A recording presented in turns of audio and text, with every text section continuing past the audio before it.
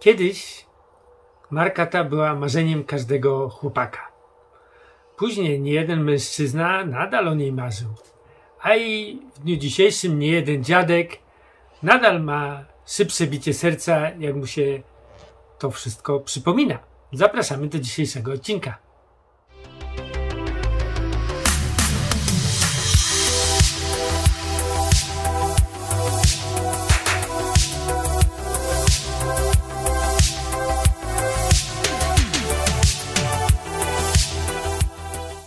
Witamy serdecznie wszystkich miłośników starego audio na naszym kanale Audioazy. Zapraszamy również na naszą stronę internetową wehikuł-czasu.com oraz dziękujemy serdecznie za wszystkie subskrypcje. i oczywiście przypominamy o nich wszystkim, którzy tego jeszcze nie zrobili, bo być może nie będą na bieżąco z wszystkimi naszymi odcinkami, które już osiągnęły liczbę ponad 200 odcinków. Dokładnie. Przypominam również o naszym losowaniu Audioazy losowanie 3, które nadal trwa i można nadsyłać zgłoszenia. Na info@wehikuł-czasu.com. Temat Audioazy losowanie 3. I oczywiście nie zapominamy podziękować Wam za wspieranie naszej zrzutki na Muzeum Stacjonarne. No cóż, dzisiaj gościmy markę Technics. No oczywiście nie po raz pierwszy. Tak jest. No i oczywiście można powiedzieć, niektórzy nie chcą o niej rozmawiać, bo jest dla nich to żadna marka. Inni mówią, no przecież to jest najwspanialsza marka w ogóle, jaka była, no bo jednak u nas w Polsce każdy o Technicsie marzył. Nie wiem jak wy, ale... W moim środowisku były dwie osoby, które miały, jak to się mówiło wtedy, takie bardzo wypasione wieże Technicsa, a ja tylko siedziałam, obserwowałam i marzyłam o takiej wieży. Ja też Technicsa kupiłem sobie dużo później już, w latach 90. No bo przecież za komuny o Technicsie to mogliśmy tylko co najwyżej poczytać. Nie było za bardzo jak kupić. W Peweksie oczywiście sprawa była bardzo droga. A jest to marka, która, no jakby nie patrzeć, polskim rynkiem zawładnęła w pewnym momencie. Tak, zdecydowanie była bardzo popularna. Tak.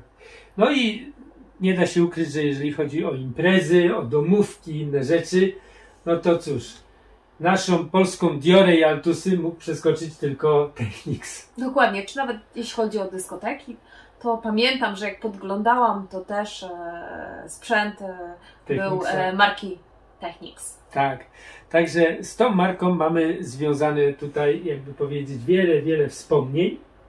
Dzisiaj zestawiłem takie 4, no powiedzmy sobie, zupełnie różne egzemplarze. Tak stwierdziłem, że będzie to tak trochę inaczej. Nie kompletne, a jednak kompletne. Właśnie tak, jak to kiedyś było. Kupowało się to, co człowiek gdzieś tam znalazł, gdzie się udało kupić. Dokładnie. I powiem Wam, że jeżeli o tą wieżę chodzi, to w zasadzie też jest dokładnie tak. Jest zestawiona to, co nam się gdzieś tam udało zdobyć. Każdy egzemplarz pochodzi z innego miejsca. I szczerze mówiąc, tak. Magnetofon mamy od Tomka, którego tu oczywiście serdecznie pozdrawiamy i namawiamy do zrobienia filmu u niego, bo Tomek nam się cały czas miga trochę, a ma bardzo ciekawe egzemplarze, amplitudery i tak dalej, fajne kolumny i warto byłoby, abyście poznali ten sprzęt i jego, ale no Tomuś tu już na wizji ci ciśniemy. Ja jestem trochę dobrej myśli, że niedługo już się zdecyduje na program z nami. Tak, także to mamy od niego. Ten wspaniały odtwarzacz CD przyjechał gdzieś, zdaje się, z jakiegoś, gdzieś na jakiejś aukcji go wyczaiłem, bo to jest mój ukochany odtwarzacz CD. Co prawda ukochany byłby w kolorze srebrnym, no ten jest ukochany w kolorze brązowym, ale mam nadzieję, że kiedyś jeszcze się uda może znaleźć go w kolorze srebrnym. Prawda? Sony też się zainteresował Technicsem. Tak, naprawdę na wizji tego nie widać, ale nie widać tu tego. Nie widać Sonego chyba, bo on tak sobie siedzi z boku i patrzy tutaj mi prosto w oczy i nie wiem, co ma na myśli. Dla odmiany ten korektor graficzny przyjechał z Niemiec. Tu pozdrawiamy znowu Tomka, który go nam zadzwonił i chyba pojechaliśmy do niego, jak przyjechali do Polski. No a ten amplituner przyjechał dla odmiany też z jakiegoś kraju, ale to było tak, na Pchlim Targu. Także każdy z tych egzemplarzy ma inną historię. Kolumny są od pana Wojtka, którego pozdrawiamy. Czyli każdy ten egzemplarz może powiedzieć tak jak trochę za komuny, co się udało wymienić, co się udało gdzieś tam kupić, skombinować. Tak zostało to poskładane, bo oczywiście kompletem to nie jest. Ale jest Technicsem. Jest Technicsem, tak. No, ale oczywiście prezentacja swoją drogą, a jak to nasza tradycja już mówi, zawsze słów kilka o tradycji. Słów kilka o tradycji. O Technicsie już było kilka programów, czyli dzisiaj takie krótkie podsumowanie i przypomnienie. W 1965 roku japońskie przedsiębiorstwo Matsushita Electric Industrial Corporation powołało do życia markę Technics. I w założeniu marka ta miała tylko oferować produkty premium. W swojej ofercie przedsiębiorstwo miało cały przekrój ówczesnego audio. Od kolumn, które były pierwszym produktem sygnowanym logo Technics, przez wzmacniacze, odtwarzacze kaset czy odtwarzacze płyt kompaktowych, no i oczywiście wiele innych urządzeń czy gadżetów. Natomiast tak naprawdę największą sławę przyniosły firmie Technics gramofony. I ich napęd, ponieważ tak naprawdę przez kilkadziesiąt lat firma Technics wyznaczała standardy, jeśli chodzi o produkcję gramofonów. I tak jak wspomniałeś, niesamowitym osiągnięciem było stworzenie napędu Direct Drive. I ojcem tego napędu był inżynier pan Suichi Obata. I już właśnie w 1969 roku Technics wprowadza na rynek swój pierwszy napęd Direct Drive oznaczony symbolem SP10. To wprowadza na rynek profesjonalny. No i niestety jeśli chodzi o rewolucję w domowym audio, to musiała ona poczekać jeszcze 2 lata, ponieważ w 1971 roku pojawia się już gramofon oparty o napęd bezpośredni SL1100, który pojawia się już na rynek konsumencki i oczywiście podbija serca przede wszystkim DJ-ów. Tak. Oni mieli z tego radość. Oj, wielką. Połowa lat 70. Technics zdecydował, że do oferty również wprowadzi troszeczkę tańsze produkty. I tutaj właśnie rozpoczęli politykę swoją od taniego gramofonu i z napędem już paskowym. No i oczywiście teraz wiemy, że firma Technics istnieje, należy do Panasonic Corporation.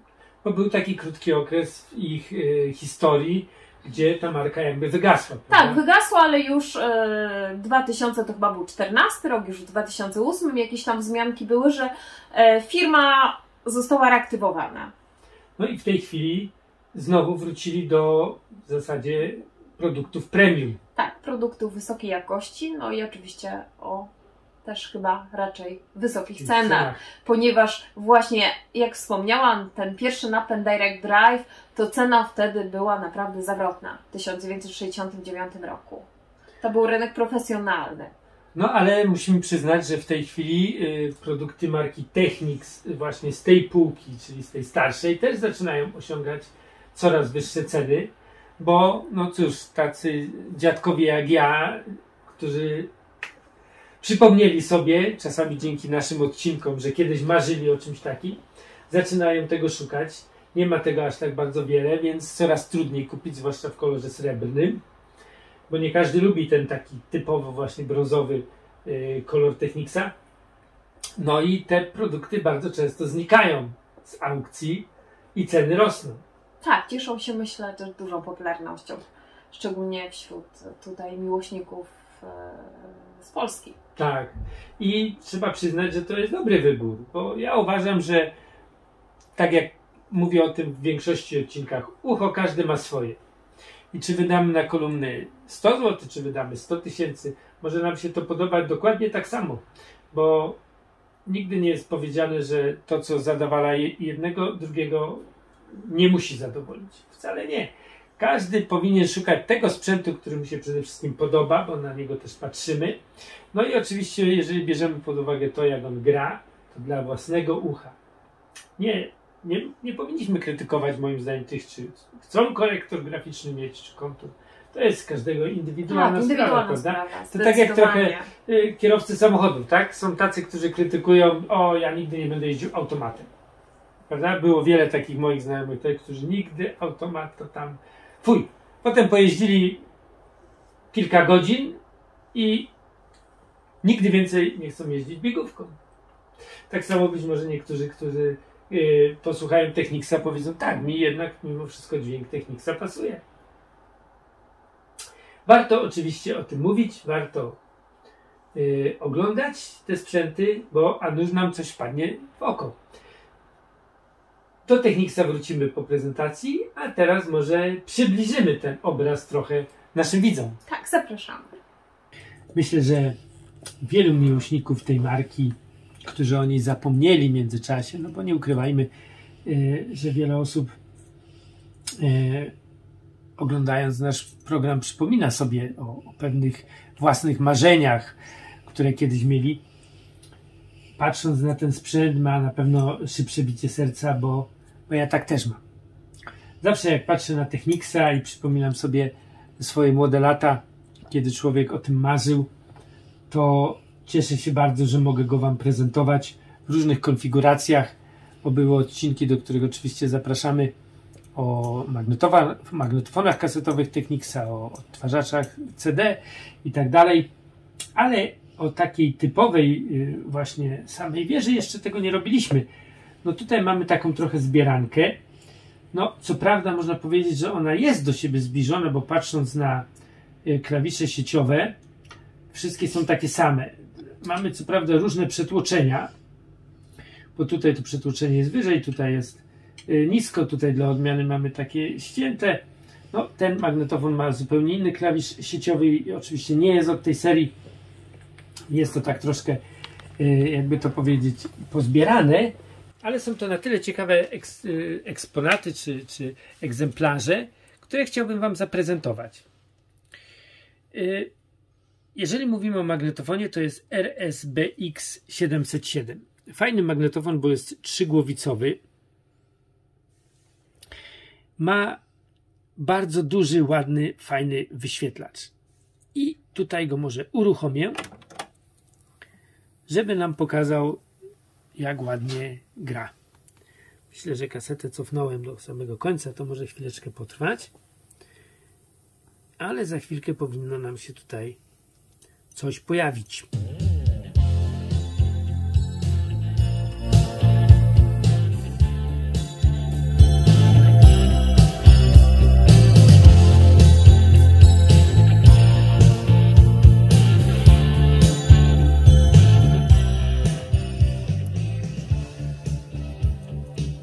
Naprawdę bardzo, bardzo duże okno, jeżeli chodzi o wyświetlacz. Bardzo jasny, taki typowy, jak to robił Technics wyświetlacz.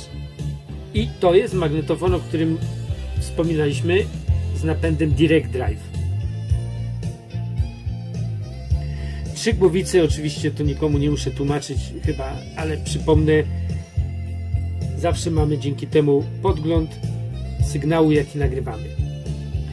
Więc jest to może nie najwyższa seria tego magnetofonu, bo oczywiście były jeszcze wyższe, ale już jest wart poszukiwania. Jeżeli szukacie dobrego, fajnego magnetofonu, który ładnie nagrywa, ma właśnie trzy głowice i napęd Direct Drive, ten model mogę śmiało polecić. Nagrywałem, sprawdzałem, zaglądałem nawet do środka do niego. Bardzo, bardzo ładny magnetofon. Jakichś większych usterek nie było sygnalizowanych tutaj, jeżeli chodzi o mechanizm, więc myślę, że można śmiało z niego korzystać i nie trzeba się martwić tym, że za chwilę nam jakiś tryb, czy ewentualnie coś tutaj spowoduje jakąś mniejszą, większą usterkę, gdyż Ja osobiście, jeżeli oczywiście macie takie doświadczenia z tym modelem, możecie w komentarzach napisać. A to, co mi się oczywiście bardzo podoba, to jest ta możliwość. O, i widzicie, i to jest właśnie to na żywo nagrywanie. Kieszeń elektrycznie otwierana, a tu widocznie delikatnie coś długo było nieotwierane i troszeczkę się przyciął, ale takie rzeczy się zdarzają. Dla mnie mimo wszystko te elektrycznie otwierane kieszenie są takim fajnym gadżetem. Oczywiście ktoś może powiedzieć, ja wolę ręczny, jest pewniejszy, jak zresztą było widać na tym filmie, ale ja i tak bym pozostał przy tym. Powyżej mamy odtwarzacz CD SLP500. Jest to dla mnie bardzo ciekawy egzemplarz, bo jeżeli chodzi o czytanie utworów, zaraz może go tu włączymy, przełączymy.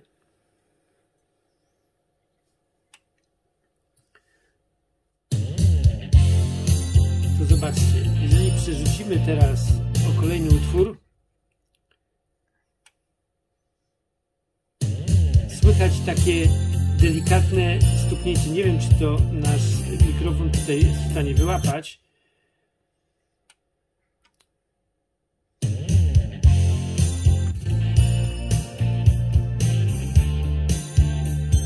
Za każdym razem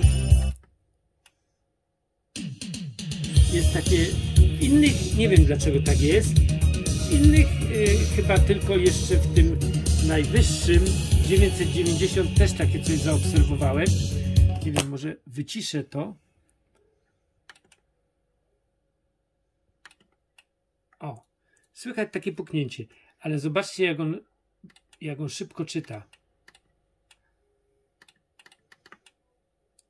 Jest naprawdę fenomenalny, jeżeli chodzi o... Oj, zdaje się, że potencjometr nasz troszeczkę wymaga już czyszczenia. Niestety z tym odtwarzaczem CD wiążą się często problemy. Dlaczego? Jest tutaj wykorzystany laser, który jest bardzo trudno dostępny. Jeżeli ten odtwarzacz jest uszkodzony laser, to trzeba trzymać się od niego z daleka, bo lasery używane do niego nie występują. Chińskie podróby są beznadziejne. Nie będę ukrywał, bo są beznadziejne. Znaleźć tą sztukę sprawną oczywiście można, jeżeli nadal działa i czyta, go kupić, ale jak jest uszkodzony, nigdy nie wiemy, co będzie, ale jak będzie laser, sprawa jest prawie że zamknięta. Rzadko kiedy one mają inne usterki niż laser, więc trzeba bardzo, bardzo delikatnie do tego tematu podchodzić.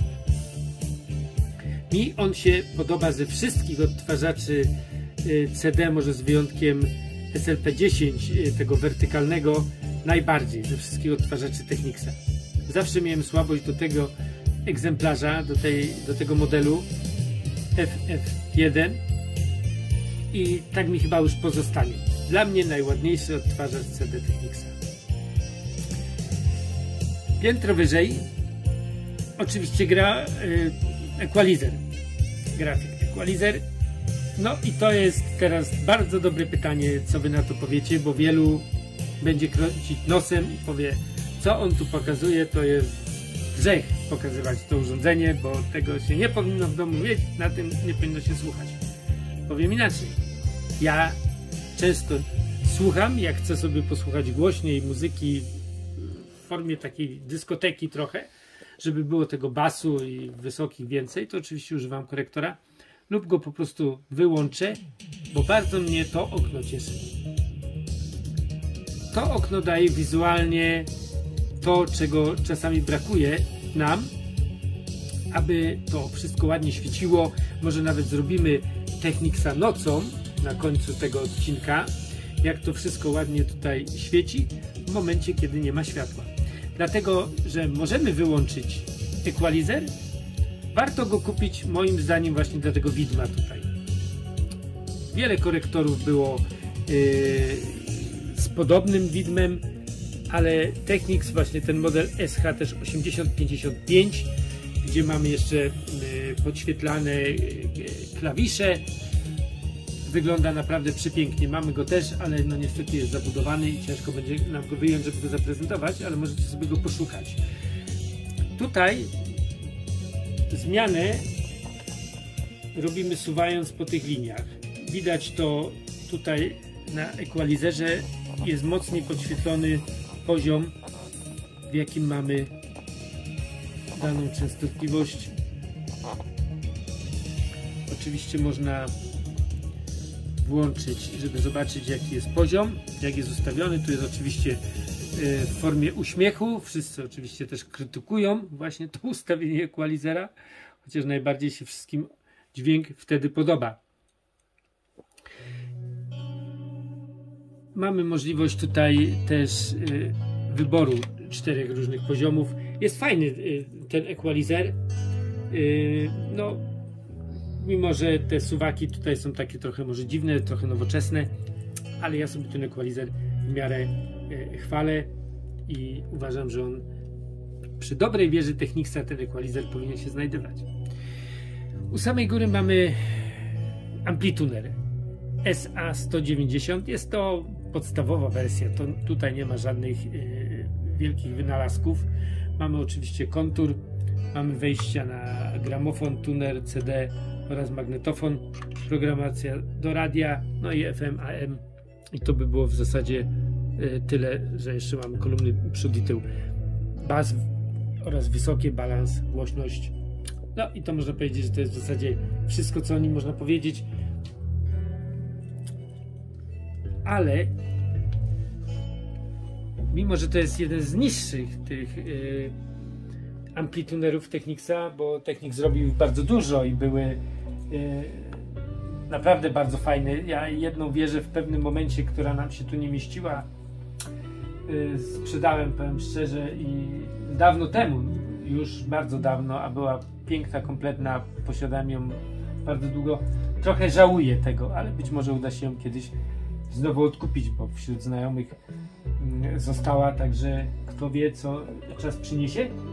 Ale tak jak mówię, to akurat jest ta seria. Sony, chodź tutaj, kicia, nie wolno tak.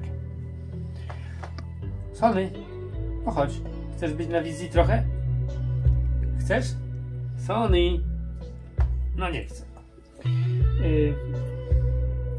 Ale to właśnie jego taką oznaką jest ich okres produkcji, czyli te właśnie klawisze sieciowe. Później nadeszła już era właśnie tych klawiszy i trochę, jak widać, nowocześniejszych magnetofonów, i całe wieże były zdecydowanie bardziej nowoczesne. A to jest ta starsza linia.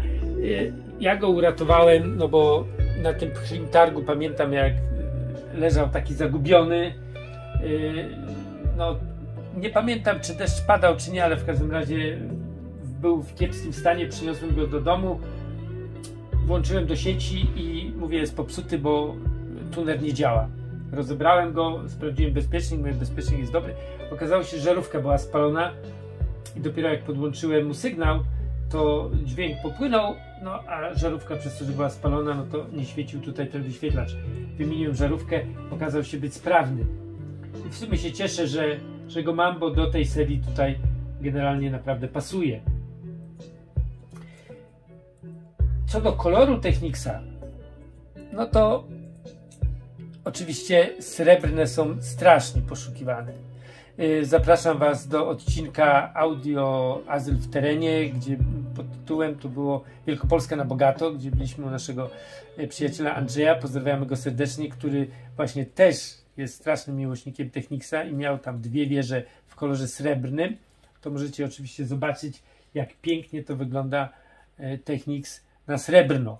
No jest to dzisiaj niełatwa sprawa, żeby skompletować wieżę, jeżeli ktoś tego koloru tutaj nie lubi i chciałby taką wieżę mieć w kolorze srebrnym. Ale warto próbować, warto szukać i mimo wszystko, jeżeli szukamy jakiejś fajnej, ciekawej wieży, może właśnie Technics jest tym, czego potrzebujemy.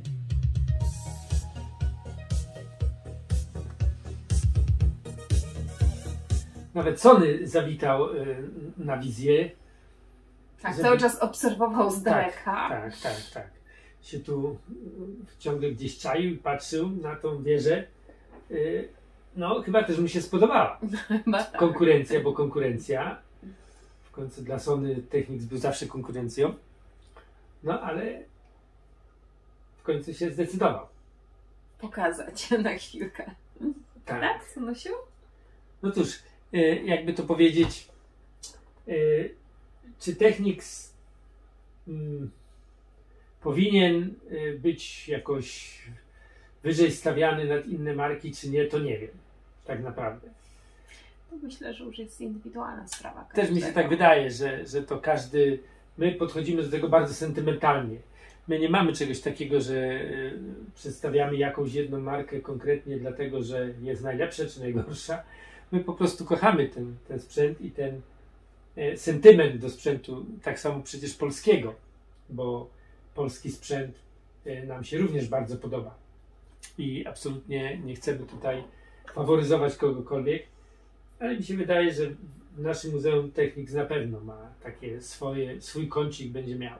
Tak, ponieważ no, dla mnie naprawdę fajne wspomnienia wiążą się z Technicsem. Gdzieś ta marka cały czas w głowie. Tak, przewijało się po prostu. Przewijała się. I każdy zawsze jak gdzieś tam słyszał Technics, to zawsze nadstawiał ucha, no bo to no są słynne ich magnetofony, przecież BX100, jeżeli dobrze pamiętam, symbol taki bardzo kultowy. No mają, no dla mnie najbardziej kultowe są no mimo wszystko te equalizery. Były pięknie zrobione i przy wieży, nawet jeżeli nie grają, to właśnie to mruganie zawsze, zwłaszcza wieczorem, można sobie to włączyć i popatrzeć, zawsze dodaje takiego trochę uroku. A dźwięk, czyż nie jest ładny? O, no nie bardzo ładny, bo nam tutaj potencjometr nasz pewnie w wodzie stało.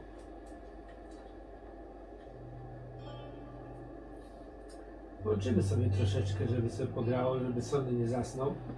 Dokładnie, żeby Sonuś też no, trzeba będzie znowu ten zainteresował się zebrać tak. oczyścić. No i tak zawsze mamy, nie? Ciągle coś. Przed programem. Chcę sprawdzić z ciekawości, czy mi się kieszeń otwiera. No i nie otwiera się. Czyli trzeba będzie też zajrzeć.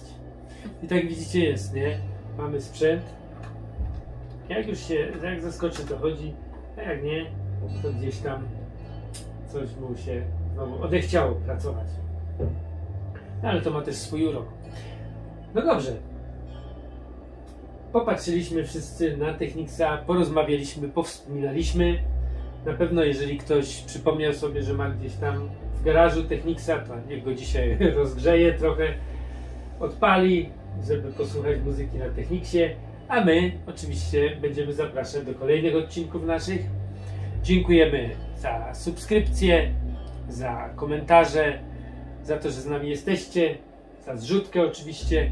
No i przypominamy o naszym losowaniu, bo już mamy ponad 4,5 tysiąca. Tak, zbliżamy się do 5 tysięcy, myślę, że. A jak stuknie 5 tysięcy, no to nasz Sony... Sonuś wkrótce tak, będzie miał ważne zadanie. Tak, Sony będziesz losował. Odpowiedzialny. Sony, tak, odpowiedzialny będziesz za przeprowadzenie losowania. A więc do zobaczenia w kolejnych odcinkach, a jako bonusik zapraszamy będzie na Technics prezentację nocą. Do zobaczenia. Do widzenia.